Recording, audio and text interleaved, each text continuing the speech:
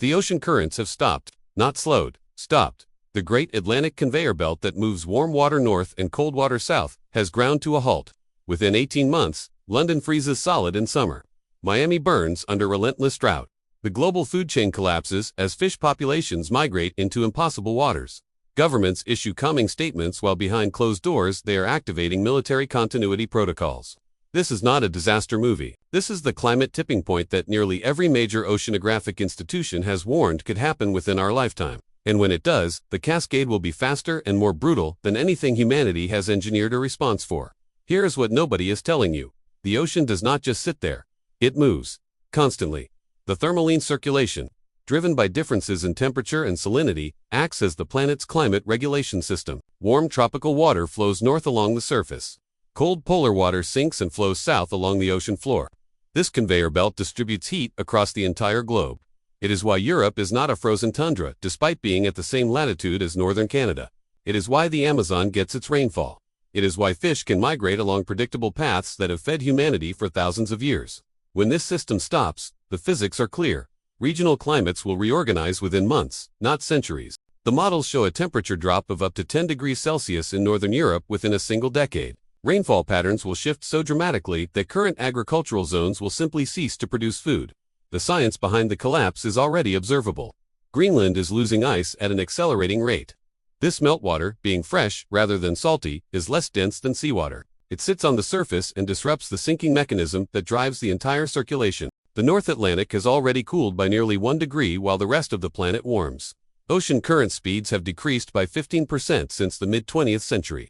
We are watching the early stages of systemic failure in real time. The tipping point, according to the latest research, could arrive with less warning than it takes to plan a single harvest season. 1 year, the currents are weakening. The next year, they have reorganized into a new stable state that makes the current climate map obsolete. When the ocean stops, the first thing you will notice is not the temperature, it will be the food.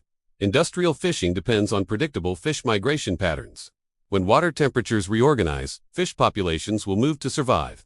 The North Sea could become biologically dead within 2 years. The fisheries that feed hundreds of millions will collapse simultaneously. Grocery stores in coastal cities will see seafood sections empty within weeks. Prices for remaining stocks will become astronomical. But this is only the opening move. The real crisis comes when agricultural zones begin to fail. The monsoon patterns that water India and Southeast Asia are driven by ocean temperature differences. When those differences disappear, or reverse, the rains will fail. Breadbasket regions will experience either permanent drought or flooding rains that wash away topsoil. Global grain production could fall by 40% in the first 5 years. We are not talking about shortages. We are talking about the total reorganization of where food can be grown, happening faster than new infrastructure can be built. Here is where the preparation begins. Forget the government response. Forget the emergency management agencies. They are built to handle hurricanes and earthquakes, discrete events with clear beginnings and ends. A permanent climate reorganization does not have an end. It has a new normal, and the new normal will arrive before the old system has even acknowledged the problem. Your survival in this scenario depends on understanding one brutal truth. You cannot stop this. You can only position yourself to survive the transition. Step 1. Water security becomes the primary concern. When rainfall patterns shift, municipal water systems will either fail from drought or become contaminated from flooding. You need to establish independent water sources now, before the crisis makes them valuable enough to fight over. This is not about storing bottled water. This is about permanent infrastructure. If you live in an area that will trend toward drought, you need rainwater collection systems that can capture and store every drop that falls during increasingly rare rain events. A typical roof can collect over 600 gallons from a single inch of rainfall. You need tanks, food-grade, storage, and filtration that can handle contaminated input. The physics are simple. Water is heavy, approximately 8 pounds per gallon. Your storage needs to be ground level and structurally sound. For flooding scenarios, you need the opposite, elevation and drainage.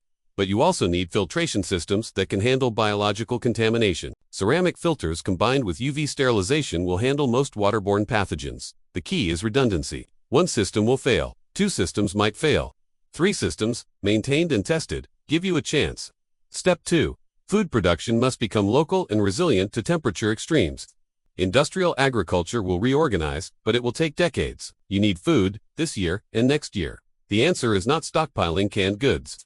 The answer is controlled environment agriculture. Greenhouses, but not the kind you see in gardening catalogs. You need structures that can maintain temperature in both extreme heat and extreme cold. The design is based on thermal mass and insulation. Dig down. Partially buried greenhouses use the earth as a temperature stabilizer. 4 feet underground, the temperature remains relatively constant year-round.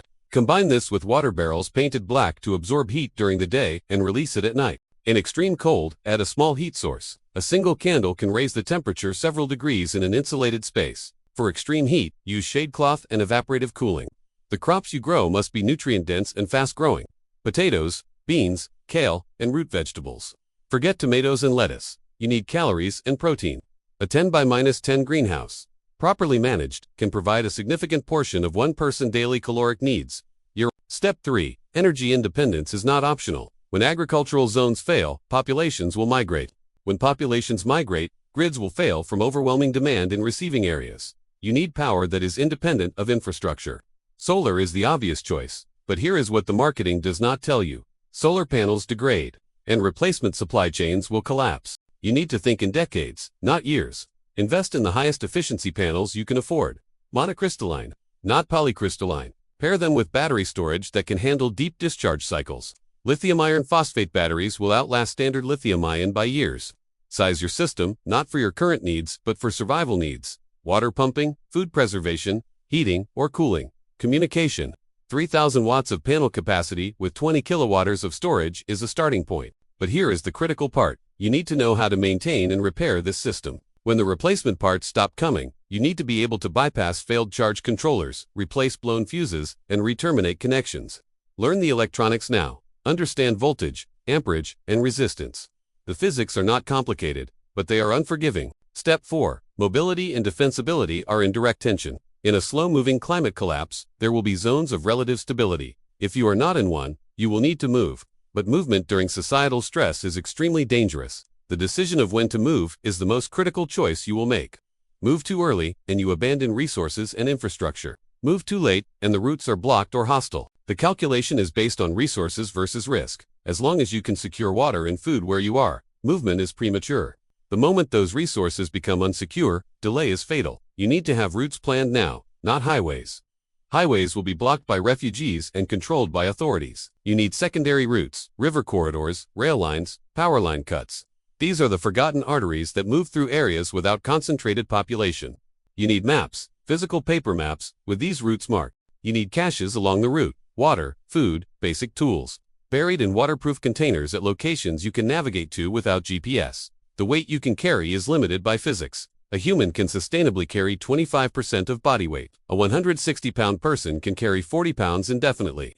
Choose every item for multiple uses. A tarp is shelter, rainwater collection, and a signal device. Paracord is cordage, fishing line, and sutures. Knowledge weighs nothing.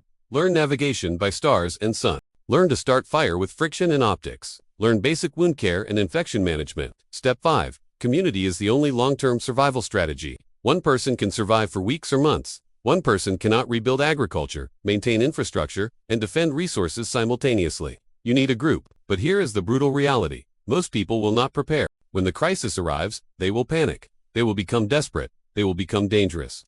Your community must be established before the crisis. It must be composed of people who have already made the mental shift from comfort to survival. This is not about finding people you like. This is about finding people with essential skills. You need someone who understands agriculture, someone who understands mechanical systems, someone with medical training, someone with tactical awareness. The group must be small enough to maintain trust and large enough to provide redundancy. 8 to 12 people. You must establish shared resources now, a location, stockpiles, communication protocols. You must drill scenarios, not theoretical discussions, actual practice. What happens when water becomes scarce? What happens when someone gets sick? What happens when outsiders arrive asking for help? These decisions need to be made collectively before stress makes collective decision-making impossible. Now the psychological component, because this is where most survival plans fail. You are not built for this. Humans are optimized for immediate threats. The predator in the grass, the rival tribe. We are not optimized for slow-moving existential threats. Your brain will lie to you. It will tell you that things will return to normal. It will tell you that someone else will solve this. It will tell you that preparation is paranoia. This is normalcy bias, and it is the most dangerous threat you face. The antidote is simple but difficult. You must regularly visualize the worst case. Not as a fear exercise, but as a planning exercise. Walk through your day in a scenario where the power is gone, the water is off, and the stores are empty.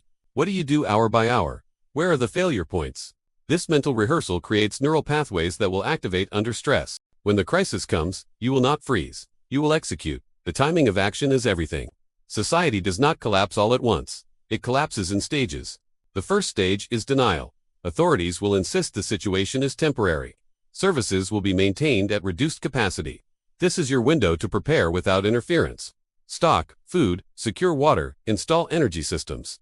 The second stage is acceptance and panic. Stores will be stripped. Services will fail. Movement will be restricted. If you are not already prepared, this stage is too late. The third stage is reorganization. New power structures will form. Resources will be controlled by whoever can defend them. Your survival depends on being valuable to the new structure or invisible to it. Valuable means you have skills or resources others need. Invisible means you are remote, unobtrusive, and not worth the effort to exploit. Here is what you need to internalize. The ocean stopping is not a sudden event. It is a threshold. On one side, the climate system that has supported human civilization for 10,000 years continues to function. On the other side, that system has reorganized into something fundamentally different. We are approaching that threshold. The scientific indicators are clear. The meltwater is flowing. The currents are slowing. The models show we could cross the point of no return within this decade. And when we cross it, the reorganization will be rapid. Not instantaneous, but far faster than our institutions can adapt to. You have a choice. You can assume this will not happen, that technology will solve it, that governments will manage it. That is a gamble. You are betting your life and the lives of everyone who depends on you, that a system which has never successfully managed a crisis of this scale will suddenly develop the capacity to do so. Or you can prepare. You can build resilience into your life now, while resources are available and movement is unrestricted. You can learn the skills that will matter when credentials and money do not. You can establish the relationships that will form the core of a survival community. This is not fear-mongering. This is risk assessment. The ocean current collapse is a low probability, high consequence event. Low probability does not mean impossible. It means we have grown comfortable assuming it will not happen to us. But probability does not care about comfort. It cares about physics. And the physics are clear. We are destabilizing the climate system. The ocean currents are part of that system. When complex systems destabilize, they do not degrade smoothly. They reorganize suddenly into new stable states. And the new state may not support the 8 billion people who depend on the old one.